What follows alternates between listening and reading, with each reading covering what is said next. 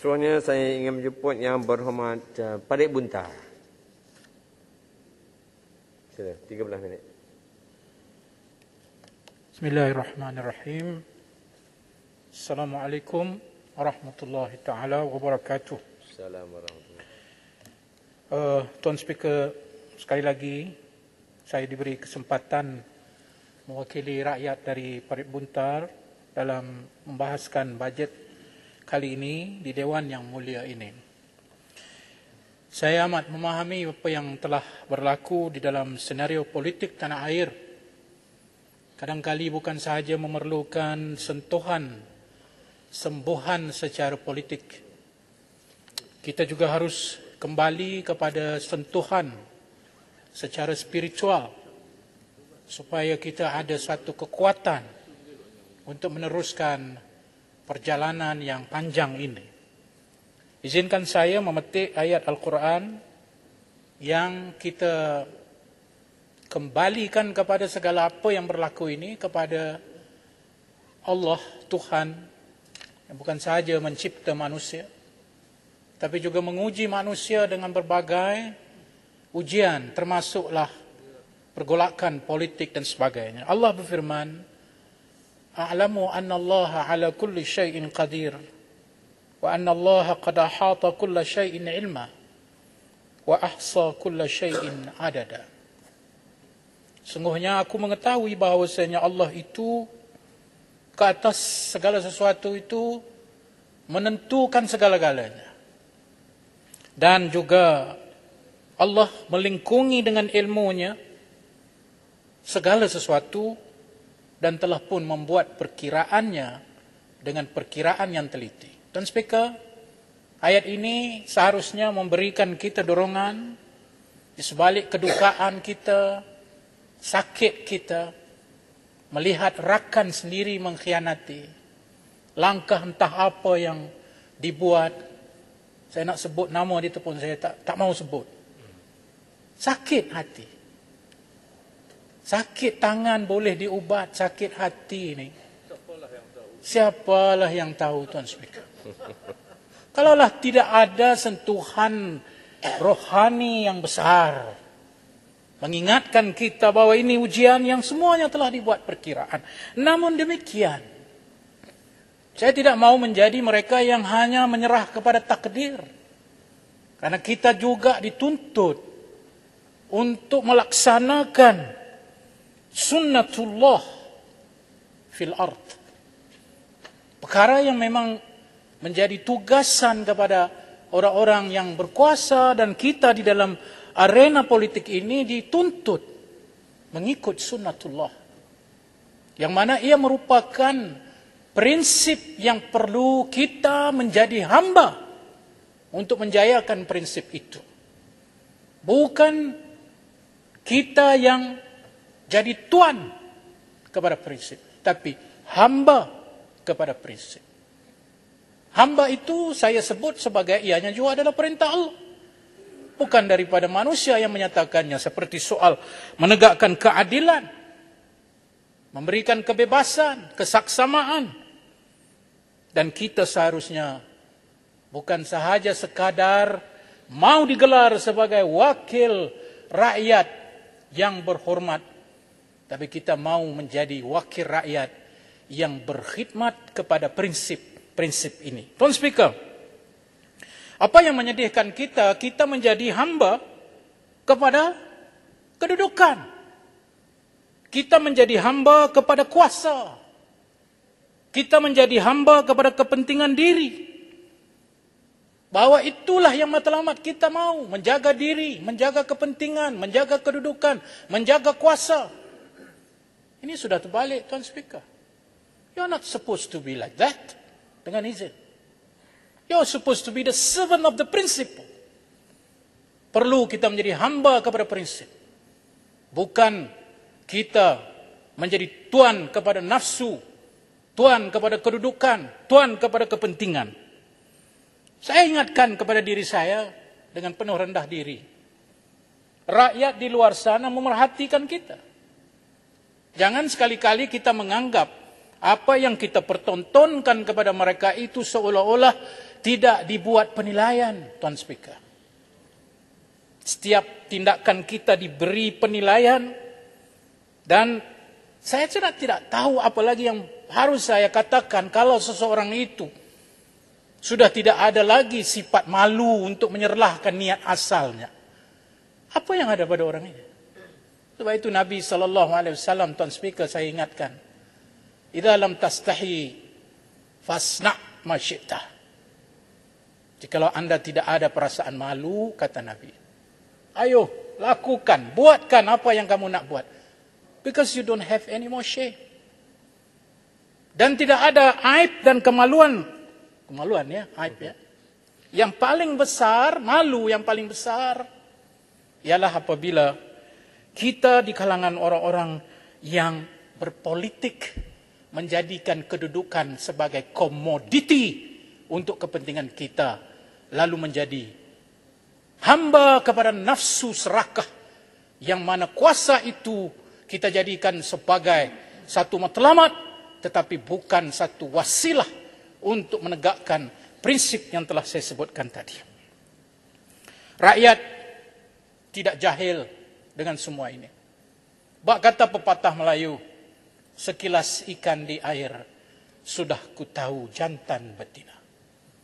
Tak perlu kita nak memberi alasan agama dah, susahlah. Oh, ini kerana Melayu.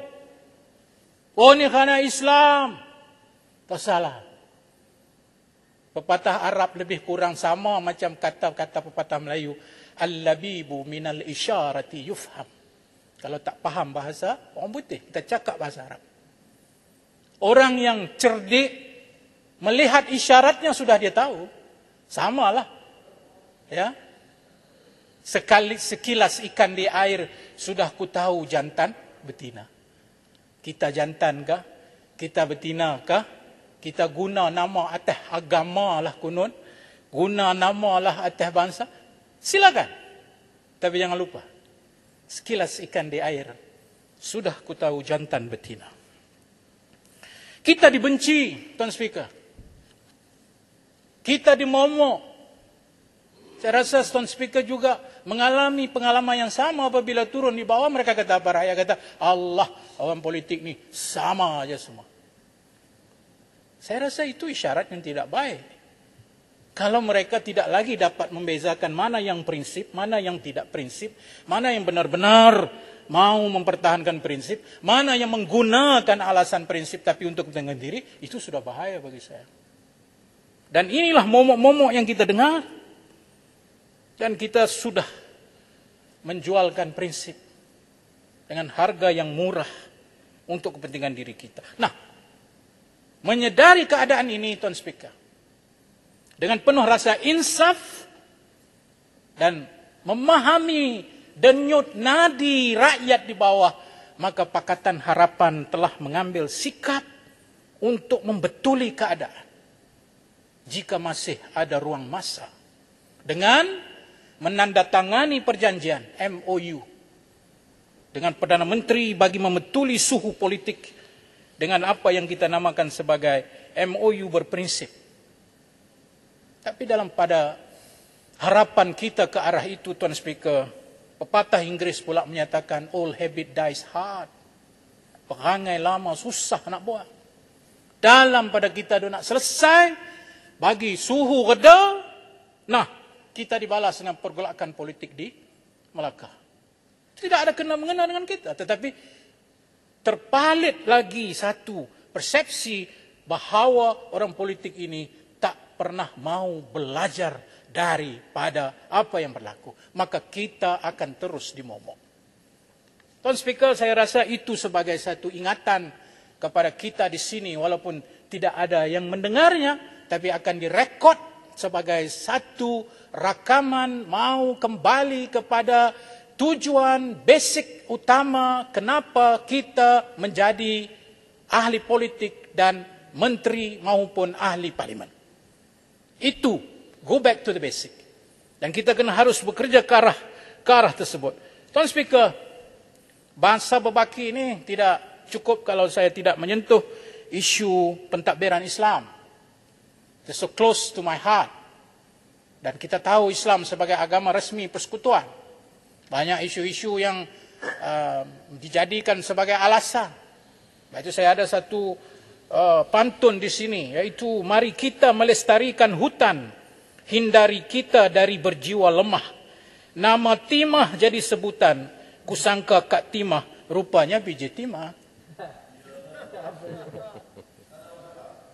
Jadi pentadbiran Islam harus bebas daripada tunggangan politik. Kita sudah melalui pengalaman pahit manusia-manusia yang menggunakan agama demi kepentingan politik, habis dengan tabung haji dibelasahnya. Walaupun kita dah cuba baiki keadaan, tapi dibelasahnya juga lagi. Sampai saya terpaksa berdebat untuk rakyat mengetahuinya. Tapi akhirnya, qul ja'al haq wa zahaqal batil. Innal batila kana zahuqa. Kebenaran pasti akan tiba. Cobalah kamu macam-macam, kalau fakta, ya tetap fakta. Alhamdulillah. Jadi itu contoh, please. Jangan ulang lagi dah. Sudahlah, sudah. Let us move on. Ya, sahabat saya. Karena tinggal seorang. You please tell to your other friends. Ya. Kita mau begitu. Kita mau sampai kepada destinasi negara ini yang diciptakan oleh pengasas kita. Ini dah jadi lingkup binasa hanya kerana alasan agama, alasan kaum. Jadi huru-hara negara. Lah, macam saya kata, ingat, sekilas ikan di air sudah ku tahu jantan betina. Bukan agama, bukan bangsa, tapi perut kita yang tak pernah kenyang. Tuan Speaker, mari kita pada waktu yang sama menyokong dasar. I have to be true to myself. Lestari yang diperkenalkan ini kita harus sokong. Kerana inilah masa depan dunia. Dan saya memohon kepada kerajaan hari ini, dan semasa saya dulu menjadi menteri, kita telah menengahkan tentang SDG ini sebagai satu framework yang perlu dijadikan sebagai satu teras utama. Saya nak ambil satu contoh, apabila berlaku satu pertemuan antara kepentingan jaga alam sekitar dengan kepentingan para kapitalis yang tamak, selalunya kepentingan alam sekitar akan jadi mangsa mengalah. Kerana apa? Kerana pemimpin-pemimpin tidak tegas untuk membela keperluan alam sekitar. Saya boleh bagi contoh apa yang berlaku di Parlimen Parit Bunta, di Sungai Betul, di mana 200 hektar tanah daripada hutan kayu bakau yang sepatutnya menjadi penampan kepada zon penampan kepada angin ribut dan sebagainya, ya, tsunami dan sebagainya, telah dicerobohi. Dan kami telah berusaha untuk mempertahankan alam sekitar ini, tapi malangnya perjuangan mempertahankan alam sekitar ini tidak mendapat tempat di kalangan pemimpin-pemimpin di negeri Perak.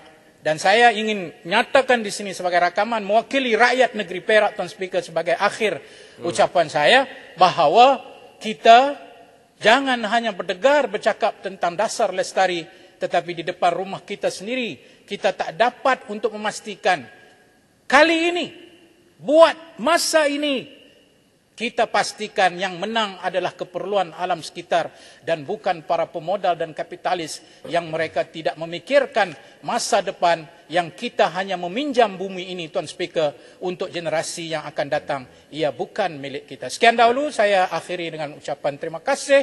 Wassalamualaikum warahmatullahi wabarakatuh. Assalamualaikum warahmatullahi wabarakatuh.